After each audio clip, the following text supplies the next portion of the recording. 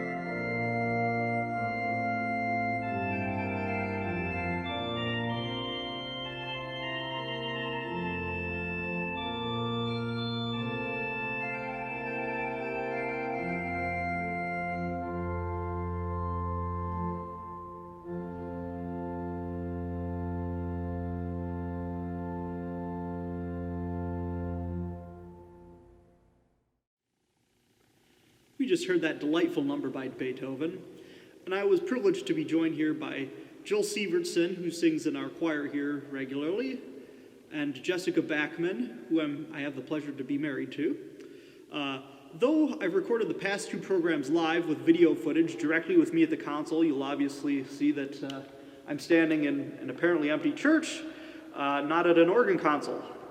Due to an attenuated schedule for Holy Week and the inclusion of singers and a brainchild I had about this, I wasn't able to record all the numbers on the spot. Some had to be recorded in advance, and one is taken from another location. Nevertheless, I do hope that seeing Holy Cross Church in the background will make parishioners feel right at home, and I do hope that some of the images displayed in the program will be edifying for you. If we were to talk about tonight's program in kind of culinary terms, if you will, the main course would be a Marian piece by a Belgian composer named Guy Weitz. Now, Guy Weitz was born in Belgium, but later emigrated to England. And he eventually came to host a musical series on BBC. I don't recall the name of it off the top of my head. At any rate, he was an organist and commentator, so I guess in some sense I'm aspiring to be Guy Weitz, if meekly here. At any rate, he was known for having very bulletproof technique and superb virtuosity as an organist, and his works certainly demand that of the organist. But it's also well known that he was keenly interested in Gregorian chant and the musical tradition of Roman Catholicism, and it seeped into practically every one of his compositions. Be they very cosmopolitan in their makeup, he was never far from the influence of plain chant. Now, the work that I'm going to play, is entitled Symphony No. 1, but don't let this generic title fool you. This piece is Marian through and through. There are three movements of this symphony, and for those of you unfamiliar with the term movement, this nomenclature applies to individual bits within a symphony, kind of like you'd have chapters in a book. And oftentimes, they're named by a tempo marking or a characteristic. You know, one might be named allegro, which means fast. But Guy Weitz doesn't give any such generic title. No, the title of each of these three movements, or chapters as we might call them analogously, is Marian. The first, Regina Pacis, or Queen of Peace. The second, Mater Dolorosa, Sorrowful Mother, which is apropos to the program we're doing at hand here. And the third is Ave Marcella, or rather, I'm sorry, just Marcella, Star of the Sea. Now, I went back and forth in programming this as to whether I was going to talk up front and just keep my mouth shut through the movements, or whether I'd narrate between. I guess I can leave it to your discretion to fast forward in the YouTube video if you really just don't want to hear me talk anymore, and I could hardly blame you for that. But while part of me doesn't want to get in the way of the music, the other part of me wants to share as much of the meaning wrapped up in this work as possible. So I will end up narrating between movements, but of course, if you don't want to hear it, you're free to scroll that little cursor along to the right. I have a further disclaimer, as I've already said that I'm not videoing, or that there's not being video footage of me taken while I play. This additional disclaimer is that everything else on this program is recorded here on site at Holy Cross, and if it's using an organ, it's the organ above me. There's one exception here. This symphony was recorded from a live program I played in Norman, Oklahoma at the University in Gothic Hall on a CB Fisk organ. So it'll be a different organ. So we'll go on to the opening movement of this, entitled Regina Pacis. Again, that's Queen of Peace.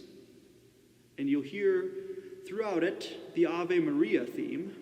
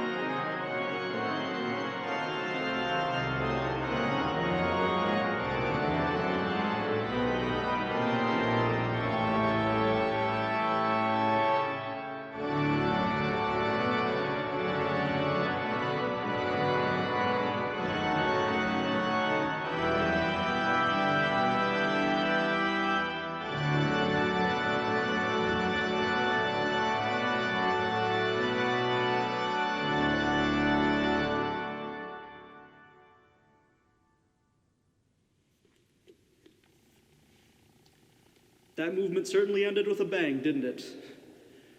I guess it's commemorating the Annunciation where Mary was told that she was to bear the Christ child, so that couldn't have been any lighthearted thing. I think most of us would have been a little bit broadsided by that. And as a matter of fact, I said before that the theme you heard is the Ave Maria. Ave Maria, gratia plena. And yes, I know, I never claimed to be a singer. The Ave Maria, or the Hail Mary, is a prayer that anyone who's prayed the rosary, or for that matter, any quarterback that's throwing a long throw as he sees the clock on the scoreboard get closer and closer to zero, certainly prayed this. All joking aside, this prayer has become somewhat common in the Christian faith, and it again commemorates the words of the angel Gabriel at the moment of Annunciation. It was at this very moment of Annunciation that God first took on human flesh, and it was at this moment that Mary's motherhood of Christ began. A bit later, when Jesus was brought for presentation in the temple, Mary, carrying her newborn, was approached by an elderly prophet named Simeon. And again, this must have been a harrowing thing to hear. He looked her in the eye and said, "A sword shall pierce your heart." Certainly that sorrow did come to pass, as she had to watch her own innocent son again be brutally murdered. The title of this next movement is Mater Dolorosa, or Sorrowful Mother. And I'd ask you to listen for another familiar tune, the Stabat Mater.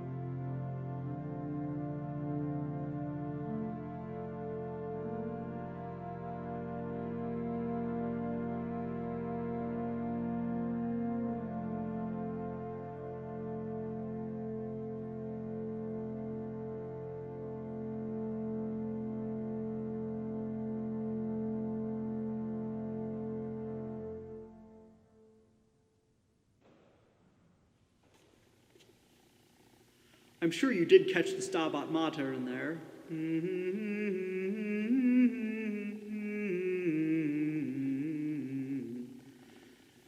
What might be a little less apparent, though, is that Ave Maria did sneak in at the end of the piece.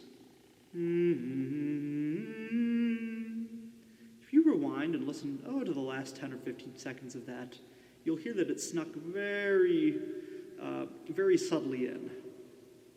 And there's a bit of symbolism with fusing these two themes. It reminds us how connected the moment of Christ's incarnation is, that annunciation to Gabriel, with the moment of his death. It's a reminder that the beginning of humanity is consummated, is achieved at the moment of his death, of his sacrifice on the cross. And certainly, as Mary was near him when she was in his womb, she remained near him as he suffered on the cross. The third and final movement of this symphony is entitled Ave Maris Stella, it's only entitled Maris Stella, Star of the Sea. It is, however, based on the plain chant Ave Maris Stella.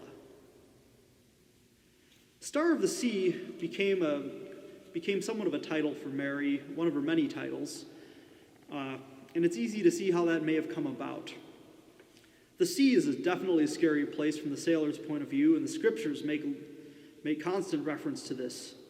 When we're standing here on dry land, we have a degree of control over where we're going next, what we're doing, but out there, you're at the mercy of the sea and the waves. In composing this movement, Weitz has the organist play the plain chant theme at first in the pedal. And yes, if you've noticed in recent episodes, if you're not familiar with the pipe organ as an instrument, there's another keyboard for the organist's feet that is played, again, with the feet and their pedals. Anyway, I digress. That's where the Ave Maris Stella theme enters. Ave Maris Stella. That's the theme. But Weitz is very clever. He sets the scene with a choppy C. The hands are playing kind of a fast, violent figuration that you can almost imagine is a choppy, wavy C. And amid that comes the Ave Maris Stella. Perhaps it's not exactly how the phrase goes from which this series took its title, but as the sea spins, the cross stands firm.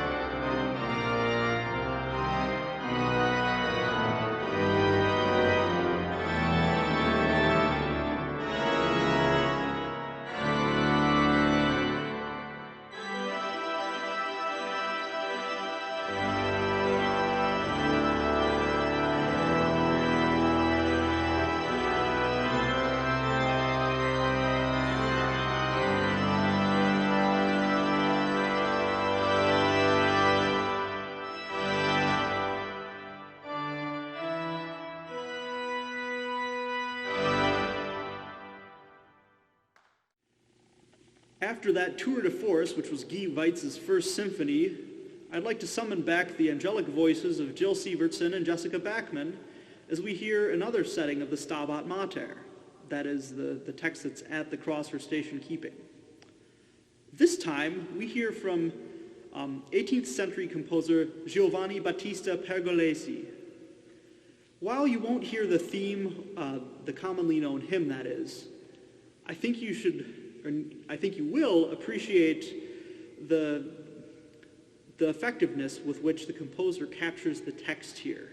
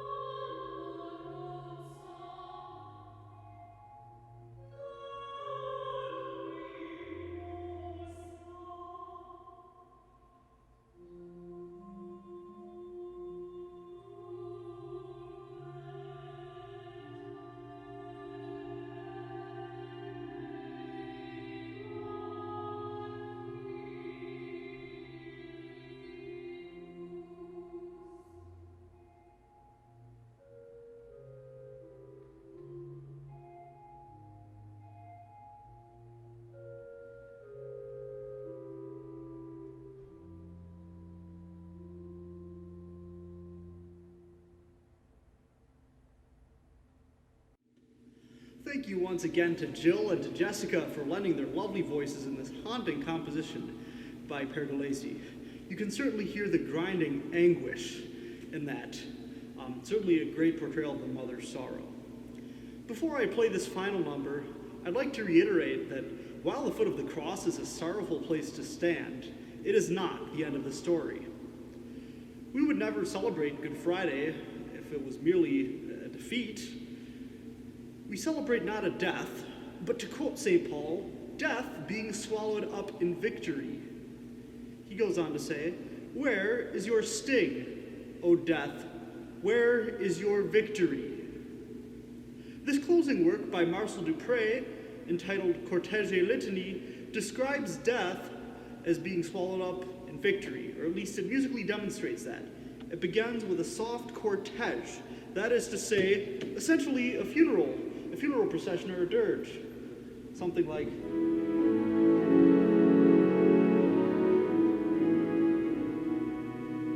And then again, the title of this is Cortege et Litanie.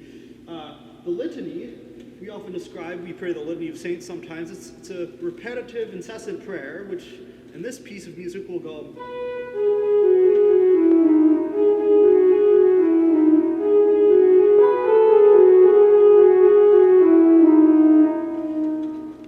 Throughout the course of the litany, which is essentially the second portion of this piece, it grows in volume and intensity, building through a lot of kind of anguish turns to climax, in which the cortege and litany, both of those themes, are very convincingly and skillfully interwoven in a triumphant ending. Thank you once again for tuning in this evening. We here at Holy Cross Catholic Church wish you a blessed Holy Week and a happy Easter. Please consider subscribing to our YouTube channel and to liking us on Facebook to stay connected during this shelter-in-place. Sincerely, we wish you a holy and happy Easter. We wish you all the best, and we wish to stay in contact with you. I will state before I play this next number that the next program of The Cross Stands Firm hasn't yet been scheduled. That said, stay tuned. It will be coming soon. I now leave you with the Cortege Litany by Marcel Dupre.